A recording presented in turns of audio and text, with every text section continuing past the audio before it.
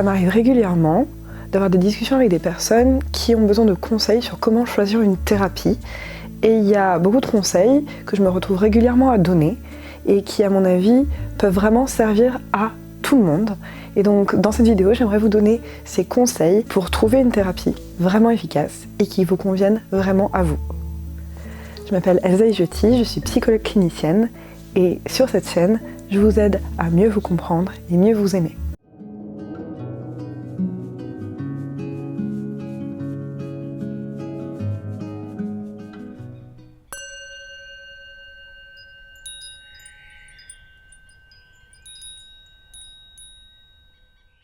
Choisir son thérapeute, c'est vraiment un choix qui peut être important, déterminant dans la vie de quelqu'un.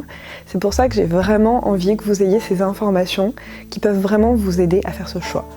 Alors, la première chose importante à savoir quand on cherche un thérapeute, c'est que, à mon avis, 50% de l'efficacité de la thérapie, ça va être le lien que vous allez avoir avec votre thérapeute. Est-ce qu'il y a un lien de confiance ? Est-ce que vous vous sentez bien ? Est-ce que vous vous sentez compris ? Est-ce que vous vous sentez entendu ? Est-ce que vous vous sentez respecté ?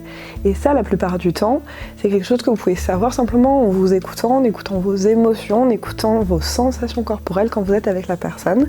C'est-à-dire que si vous vous sentez détendu, si vous vous sentez tranquille, et bien là, c'est probablement que vous êtes avec une personne avec qui il y a de quoi construire un lien de confiance. Et là, s'il vous plaît, vraiment écoutez-vous et n'hésitez pas à, si vous trouvez que la personne, même si elle a l'air très compétente, n'est pas quelqu'un qui vous fait vous sentir comme ça, qui vous fait vous sentir en confiance, eh bien ne retournez pas voir cette personne.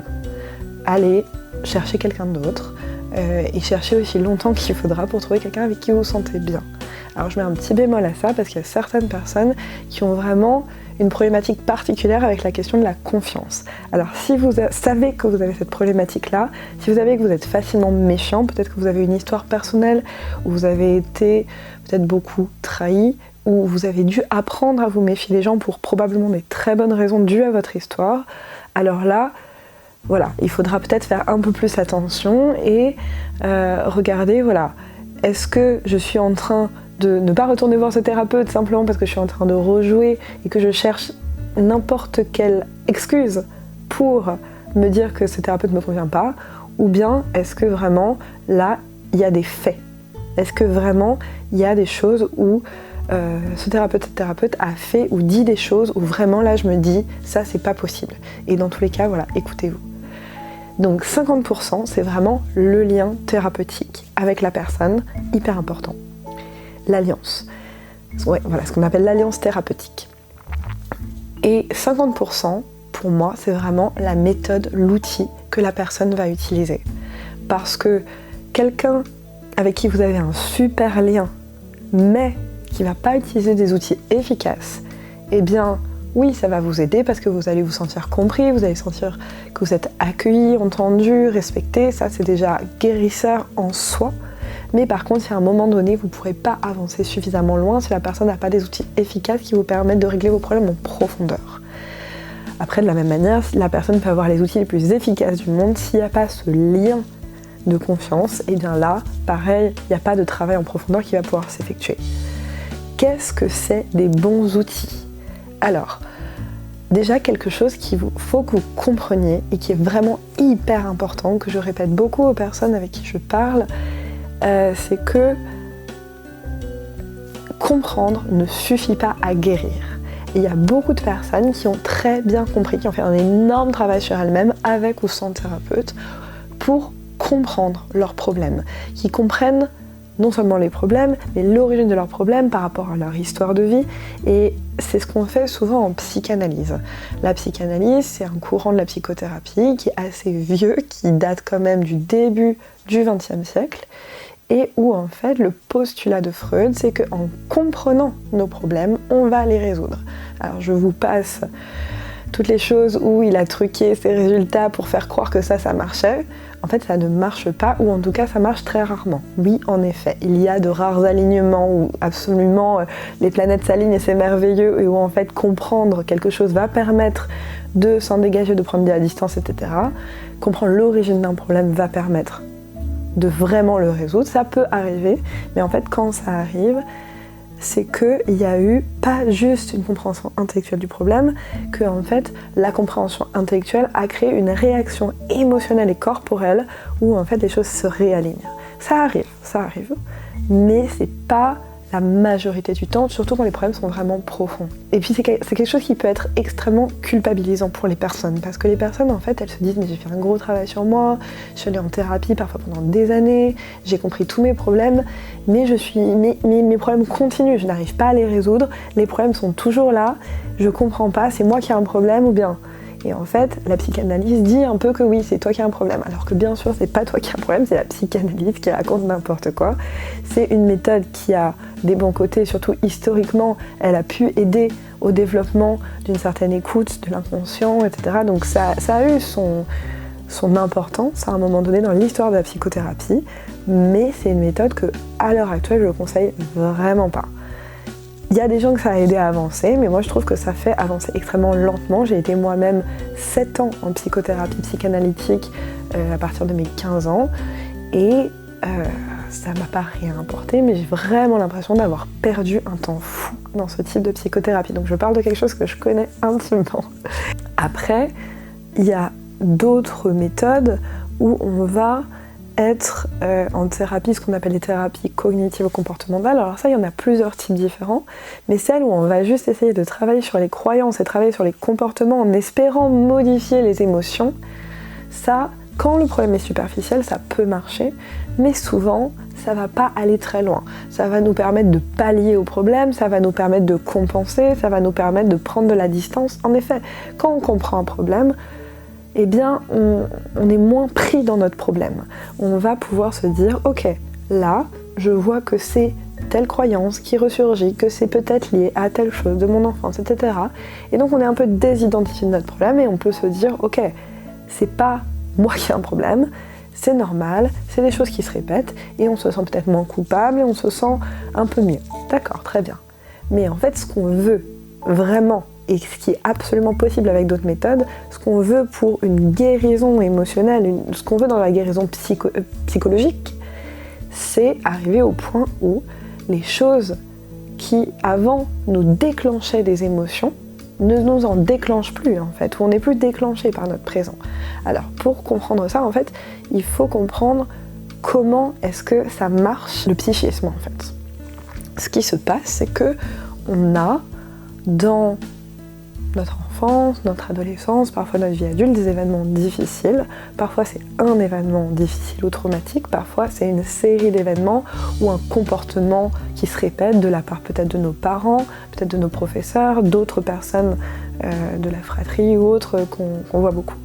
Et ça va créer en nous une émotion difficile, des sensations corporelles associées à cette émotion, et des croyances qu'on va construire par rapport à cette émotion, par rapport à ces sensations difficiles, désagréables. Et en fait, quand on n'a pas, au moment donné où on vit ces choses-là, les ressources pour vraiment les vivre, pour vraiment prendre conscience et les dépasser, et souvent dans l'enfance on n'a pas ces ressources-là, eh bien ça va rester comme enquisté dans notre corps. C'est-à-dire que les sensations, les émotions qui n'ont pas vraiment été digérées jusqu'au bout, qui n'ont pas été résolues, où on n'a pas pu vraiment les vivre jusqu'au bout, eh bien, ça va rester coincé dans le corps et ça va pouvoir se réveiller dans le présent à n'importe quel moment. C'est-à-dire que on a, par exemple, imaginons un enfant qui régulièrement se fait humilier par ses parents, eh bien, cet enfant-là va, devenu ensuite adolescent, adulte, être particulièrement sensible à l'humiliation et il va avoir toutes les sensations de l'enfance qui vont se réveiller à chaque fois qu'il y a quelque chose dans son présent qui peut soit être réellement de l'humiliation, soit être interprété comme de l'humiliation, et cet adulte va avoir une sensibilité particulière à l'humiliation avec du coup toutes les sensations qui vont se réveiller. Ça, c'est une manière de voir les choses. Une autre manière de le dire, c'est en parlant de l'enfant intérieur. Là, je vous donne juste plusieurs modèles pour imaginer un peu comment ça se passe, mais c'est des modèles qui disent un peu la même chose. En fait, l'autre manière dont on peut le dire avec le modèle de l'enfant intérieur, c'est qu'on a notre partie enfant blessée. Tant qu'elle n'est pas guérie, elle va rester en nous. Et donc quand on est adulte, c'est comme si on avait en nous toutes les parties de nous plus jeunes. Donc je suis adulte, j'ai l'âge que j'ai, mais j'ai en moi une adolescente, et en dessous de ça, à l'intérieur de ça, une petite fille de 10 ans, et une petite fille plus petite, et un petit bébé, et même un fœtus. Et en fait, toutes ces parties de moi, elles sont à l'intérieur de moi, les bonnes comme les mauvaises choses, mais également donc les parties blessées. Et en fait, quand il y a des blessures à l'intérieur de moi, eh bien, elles peuvent être réactivées à n'importe quel moment. La manière de le voir, c'est habituellement, quand il se passe rien de particulièrement difficile, eh bien, je suis dans la voiture et c'est moi, adulte, qui suis sur le siège conducteur. Et c'est moi qui décide de la manière dont les choses se passent. Et je le décide de manière rationnelle, avec mon esprit rationnel d'adulte, et je vais prendre des décisions qui vont être alignées par rapport aux situations dans lesquelles je suis. Je vais pouvoir être adaptée en fait dans mes réponses par rapport au présent. Mais si dans mon présent, je vais avoir quelque chose qui va déclencher une de mes parties blessées, souvent enfant, et bien c'est plus du tout l'adulte qui est dans le siège conducteur, c'est une de mes parties enfant blessée. Et ça, j'ai pas le choix en fait, c'est quelque chose qui se fait vraiment à un niveau neurologique, où les blessures vont se réveiller, où je ne suis plus du tout dans mon cerveau adulte rationnel. L'autre manière de le dire encore, je vous donne beaucoup de manières différentes pour que vous puissiez voir un peu, mais tout se recoupe, c'est que habituellement quand je suis dans ma partie adulte, c'est ce qu'on appelle le néocortex, donc ce cerveau plus évolué qui est le cerveau de la pensée concrète, rationnelle. Donc c'est avec ma pensée rationnelle que je peux gérer les choses quand je suis dans ma partie adulte.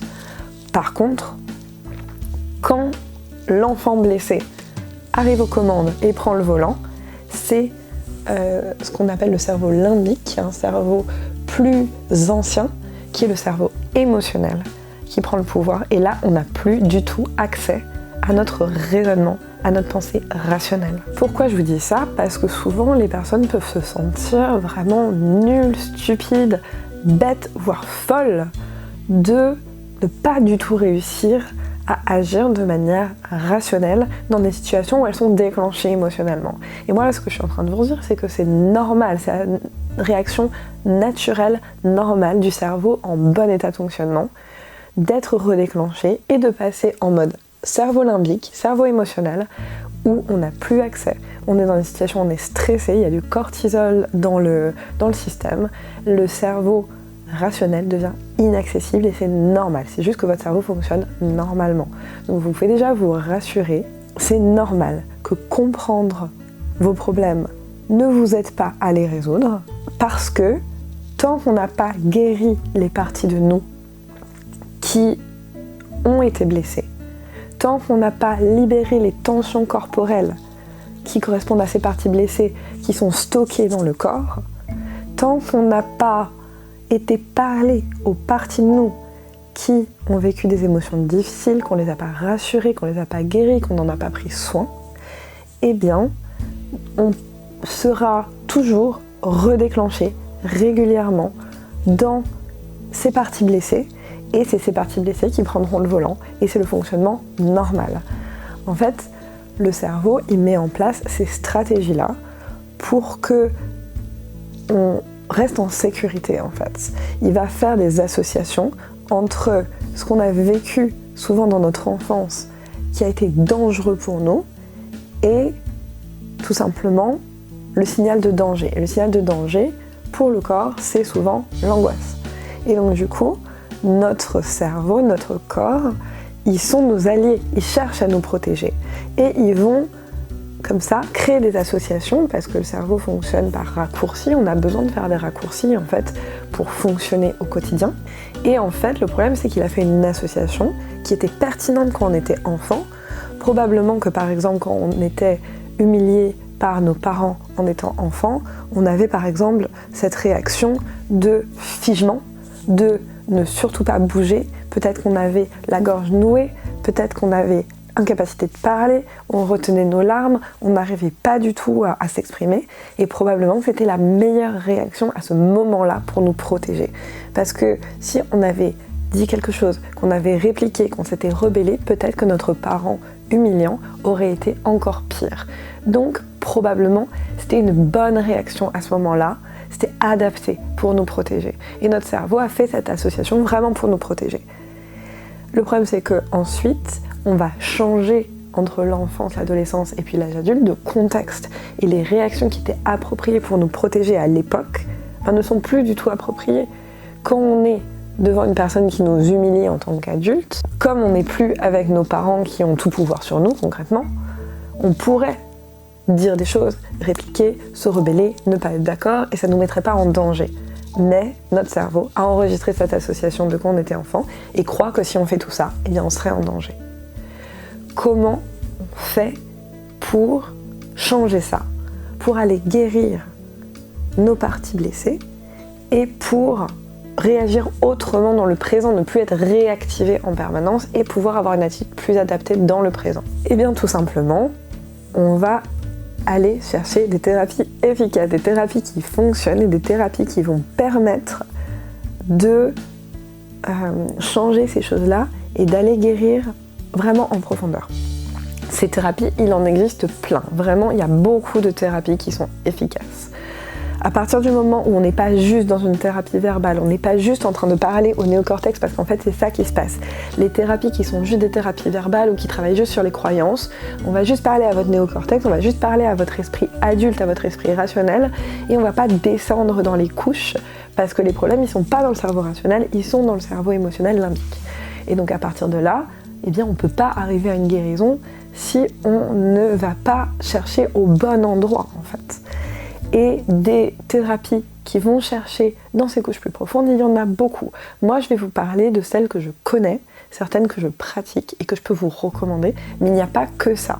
Et c'est pour ça que je vous ai expliqué tout le fonctionnement, c'est pour que vous puissiez juger aussi par vous-même si les thérapies qu'on vous propose, elles permettent de faire ces changements-là.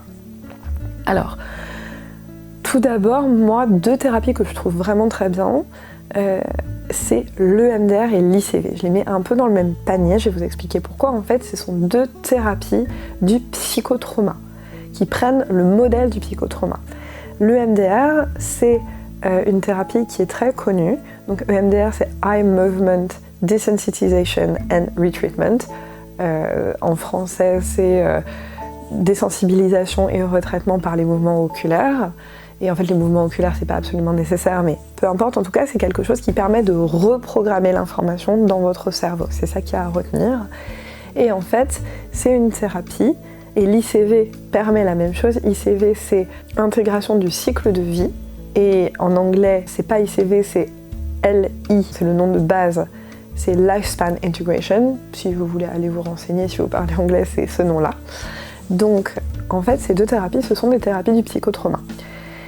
Et qui prennent le modèle un tout petit peu différent de ce qu'on a dit là précédemment, qui est que quand on vit un trauma, quand on vit quelque chose qu'on n'arrive pas à intégrer, qui est trop dur à intégrer, on n'a pas les ressources pour l'intégrer, et bien en fait, le cerveau, il garde toutes les informations un peu comme en attente de traitement, et ça reste en nous, et le cerveau ne comprend pas que c'est terminé. Donc en fait le cerveau va garder ça comme en fait si on a des dossiers à traiter et que c'est juste dans la case à traiter. Et en fait tant que c'est dans la case à traiter, le cerveau ne comprend pas que c'est fini. Et en fait c'est quand l'information, quand je dis l'information, c'est en fait toutes les émotions, toutes les sensations, toutes les pensées, toutes les images, enfin voilà, tout ce qui s'est passé dans l'événement, quand ça va pouvoir être retraité par le cerveau, que le cerveau va pouvoir digérer cette information et remettre les choses à leur place, ranger en fait l'information au bon endroit et créer quelque chose où il y a plus de clarté. Une fois que ce processus de retraitement de l'information a pu être fait, là le cerveau va pouvoir prendre son information, le mettre dans la case traité et ensuite le cerveau aura compris que cet événement c'est du passé. Et donc en fait, tant que le cerveau pense que l'information c'est du présent, eh bien c'est là qu'on peut toujours être redéclenché dans le présent. par des choses du présent. Une fois que le cerveau a compris que c'était passé, eh bien, les choses du présent qui ont à voir avec ça ne vont plus redéclencher. Parce qu'en fait, tant que le cerveau croit que c'est du présent, toutes ces émotions, ces sensations, tout ça, ça reste vivant en nous. En fait, ça rejoint les modèles dont je vous ai parlé plus tôt. C'est-à-dire que tant que l'information n'a pas été retraitée, c'est comme si on avait encore un petit enfant blessé à l'intérieur de nous. Tant que l'information n'a pas été retraitée, c'est comme si on avait encore toutes ces choses sous forme d'émotions, de tensions qui sont encore dans le corps et qui sont encore stockées sous forme de tensions corporelles, qui peuvent se réveiller. Donc vous voyez tous ces modèles-là, là je vous ai donné 3 modèles différents et ils se rejoignent tous. Mais il y en a qui vont parler plus à certains, plus à d'autres. Donc ça c'est vraiment le modèle du psychotrauma. Et avec les méthodes EMDR et ICV, on va pouvoir reprendre des événements, les retraiter et montrer au cerveau que c'est fini pour ne plus être redéclenché dans le présent.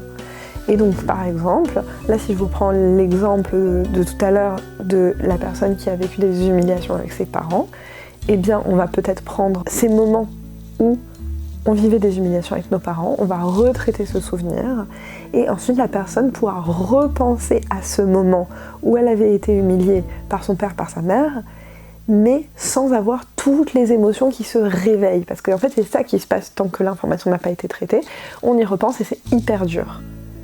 Et une fois que l'information a été retraitée, eh bien on sait qu'à l'époque c'était dur, on sait que oh là là mais c'était horrible quand mon père, ma mère m'humiliaient. Mais par contre, là maintenant quand j'y pense, c'est pas horrible pour moi d'y penser. Je me souviens que c'était horrible à l'époque. Mais toutes les émotions ne sont pas là maintenant, là j'y pense et je sais que je suis en sécurité dans le présent. Contrairement à la personne qui y repense et il y a toutes les émotions qui reviennent, la gorge nouée, les trucs, les machins, alors qu'en fait, elle est dans le présent, il n'y a pas de danger dans le réel. Et donc bien sûr, dans cette situation-là, une fois qu'on a retraité l'information, qu'on arrive à revoir ce souvenir avec beaucoup plus de tranquillité, beaucoup plus de détachement, on se sent beaucoup plus à distance, tout en sachant que ça a été dur, et bien dans le présent, si quelqu'un essaie de nous humilier, ça ne va pas du tout nous redéclencher, et on va pouvoir gérer la situation de notre présent, sans avoir à gérer en plus la situation du passé qui revenait, qui était redéclenchée et qui revenait dans notre corps. Donc ça, c'est des méthodes qui sont vraiment hyper efficaces. Je suis formée et à l'EMDR et à l'ICV, donc c'est des méthodes que je connais bien. Personnellement, l'EMDR, je l'utilise beaucoup moins maintenant parce qu'en fait, je trouve que par rapport à l'ICV, c'est une méthode qui est moins douce. Toutes les personnes que je connais qui sont formées aux deux utilisent beaucoup moins l'EMDR. L'EMDR, c'est plus connu parce qu'il y a eu beaucoup de validation scientifique de cette méthode, parce que la personne qui a créé cette méthode, elle a vraiment fait en sorte que cette méthode soit beaucoup validée scientifiquement, ce qui est génial. Francine Shapiro, elle a fait un super travail de validation scientifique. Par contre, en fait, en EMDR, on va travailler vraiment un seul événement, un par un, et en fait, il n'y a pas la possibilité, comme en ICV, d'aller plus ou moins profondément dans l'événement. En fait, en EMDR, on va vraiment mettre la tête dans le seau de trauma et si on a les ressources, très bien, sinon ça peut être un peu dur, c'est pas une méthode aussi douce. En ICV, on va y aller plus tranquillement, on peut travailler un événement, mais on peut aussi retravailler une période, on peut aussi retravailler tout le cycle de vie, on peut retravailler aussi beaucoup de choses par rapport à l'attachement, c'est une thérapie qui travaille beaucoup sur les liens premiers d'attachement avec ce qu'on appelle nos figures d'attachement, souvent notre mère. Le lien d'attachement, c'est vraiment le lien premier qui va ensuite avoir un impact sur tous nos autres liens dans notre vie et qui va faire qu'on va se sentir plus ou moins en sécurité avec les autres, avec nous-mêmes, avec le monde. Pour le faire très rapidement, l'attachement c'est hyper intéressant. Si vous voulez vous renseigner là-dessus, n'hésitez pas. Donc ça c'est l'EMDR et l'ICV. Une autre thérapie que vraiment je conseille, que je ne pratique pas moi-même mais qui je sais est très efficace, c'est l'IFS. Alors IFS c'est Internal Family System et c'est une thérapie de l'enfant intérieur qui prend un peu le modèle dont je vous ai parlé tout à l'heure avec l'idée des parties blessées, des parties enfants blessés. Et en fait, l'IFS Internal Family System, c'est l'idée que notre vie intérieure se passe comme une vie de famille, que c'est un système et qu'en fait on a différentes parts, qu'on a des parts blessées et qu'on a aussi des parts protectrices. Et en fait c'est vraiment une thérapie qui va nous aider à parler à nos parts blessées, aller les guérir, aller en prendre soin, tout en ne déclenchant pas nos protecteurs, les parts de nous qui se déclenchent pour ne pas aller dans nos parts blessées. Donc ça c'est vraiment une thérapie qui est hyper efficace, hyper intéressante. Je vous invite vraiment à vous renseigner dessus si ça vous intéresse, si ça vous parle. C'est une thérapie qui a été créée par Richard Schwartz, il s'appelle. Et donc il y a un livre qui s'appelle en anglais No Bad Parts et en français Pourquoi nous sommes essentiellement bons. Si vous voulez un peu en savoir plus sur cette thérapie, et vraiment ça je vous la recommande. Les autres thérapies efficaces, alors l'hypnose peut parfois être une thérapie que moi j'appelle efficace. En fait, quand je dis efficace, c'est une thérapie qui va vraiment aider à aller guérir en fait, et pas juste à aller un peu mieux ou à prendre de la distance, etc. L'hypnose, en fait, ce que j'aime bien en dire, c'est que souvent, en hypnose, ce qu'on va faire, c'est pas vraiment de la guérison, c'est renforcer les ressources. Ce qui est très bien aussi, c'est-à-dire qu'en hypnose, il y a beaucoup de protocoles, parce qu'en hypnose, il y a des protocoles qui vont nous aider à renforcer peut-être notre confiance en nous, renforcer les choses qui vont bien. Et bien sûr, plus on a de ressources, plus on a de capacité à affronter ce qui va mal. Mais il est également possible en hypnose d'aller vraiment sur un vrai travail de guérison, où par exemple on peut travailler sur la guérison de l'enfant intérieur, etc. Et où là, on va beaucoup plus travailler sur guérir nos parts blessées. Donc en fait, en hypnose, il faut vraiment séparer les deux. Il y a des hypnothérapeutes qui vont faire que du travail sur les ressources, du renforcement de ressources, parce que bien sûr, tout simplement, il y a besoin de moins de compétences pour faire ça, parce qu'on ne va pas aller chercher des zones, on ne va pas réveiller en fait des zones de la personne qui sont blessées, donc on prend moins de risques, on ne va pas aller toucher aux choses sensibles. Donc il y a des hypnothérapeutes qui ne se sentent pas forcément solides pour faire ça et qui vont se sentir plus solides dans le renforcement de ressources. C'est déjà très bien le renforcement de ressources, ça nous fait connecter en fait et renforcer les parts de nous où ça fonctionne, où c'est bien et on peut prendre confiance en nous grâce à ça, mais c'est pas ça qui va nous aider à ne pas redéclencher en permanence nos parties blessées, c'est deux choses différentes. Alors, la dernière thérapie dont moi j'ai envie de vous parler avant de clore cette vidéo, qui est un peu longue, mais en même temps là je vous mets vraiment un peu tous mes trésors et tout mon savoir de thérapeute pour vraiment essayer de vous aider par rapport à ce choix de thérapie efficace. C'est une thérapie que moi là je pratique depuis quelques temps et que je trouve hyper efficace et avec laquelle j'accompagne à la fois mes patients au cabinet et j'ai créé aussi un accompagnement en ligne où j'accompagne des groupes en fait à apprendre et à utiliser cette thérapie. Et en fait c'est une thérapie qui s'appelle le Higher Consciousness Healing. Je vais vous expliquer un peu ce que c'est. Moi c'est une thérapie que je trouve géniale parce que c'est une thérapie qui permet de travailler sur nos problèmes réellement en profondeur, mais sans aller revivre nos traumas, comme avec toutes les thérapies dont j'ai parlé avant, qui sont super efficaces, mais qui fait qu'on va devoir replonger dans nos traumas. Et bon, ça marche, mais c'est pas toujours agréable. Donc sans revivre nos traumas, sans avoir besoin de comprendre la cause du problème. En fait, avec cette thérapie, on va vraiment travailler sur le problème dans le présent et on n'a pas besoin de savoir pourquoi on a ce problème, qu'est-ce que ça vient réactiver de l'enfance, etc.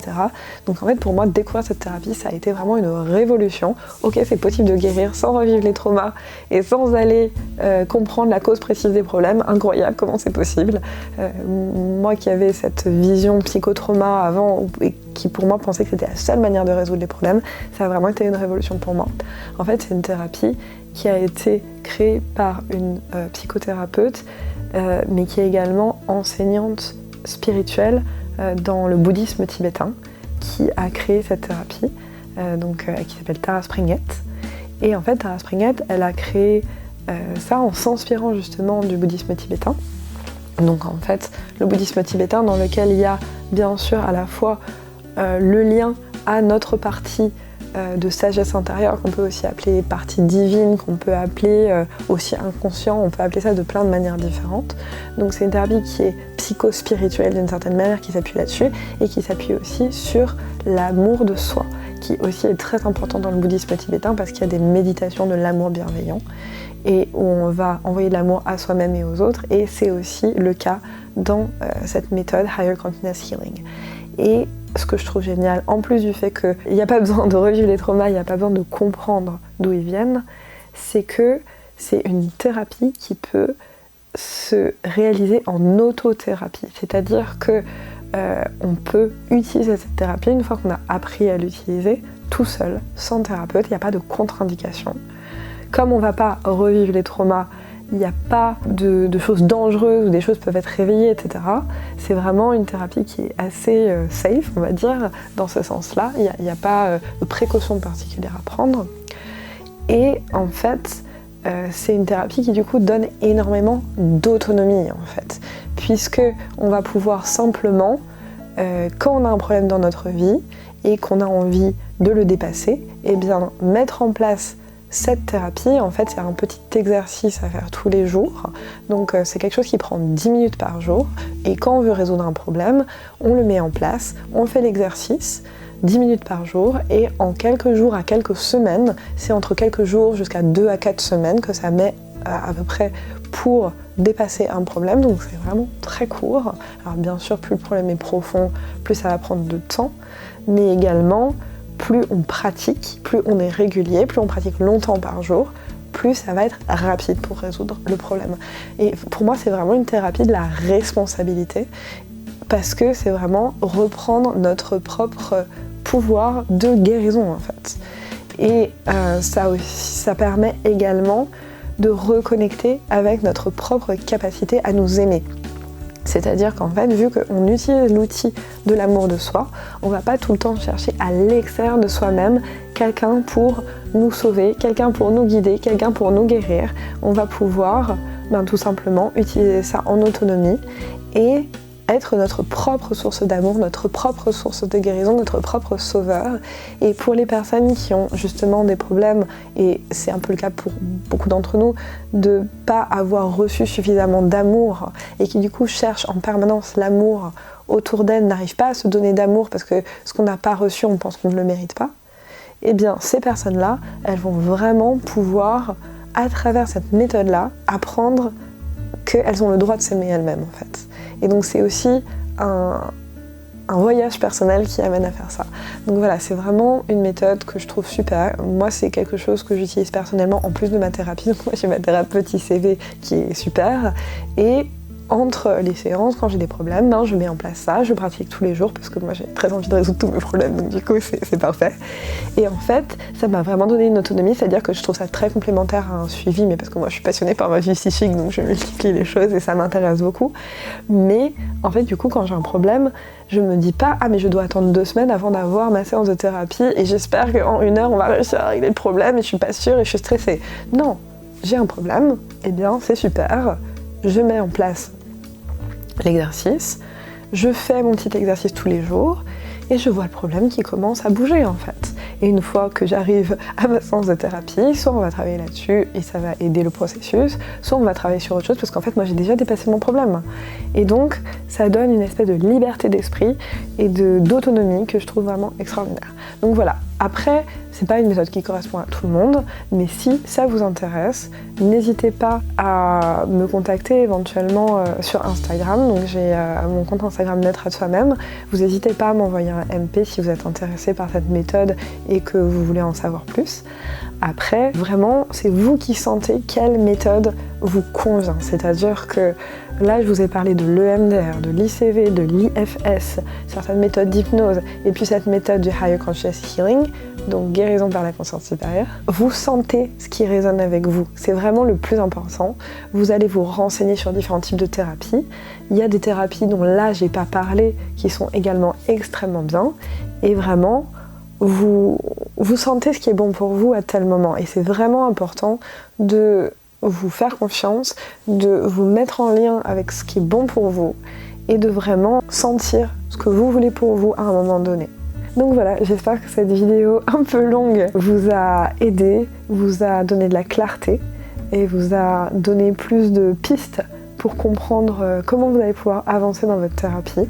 N'oubliez pas, c'est vraiment possible de guérir de nos problèmes, c'est vraiment possible de dépasser les situations dans lesquelles on est et vraiment, je vous encourage vraiment à suivre ce chemin de la thérapie si c'est un chemin qui vous appelle. Voilà, à bientôt.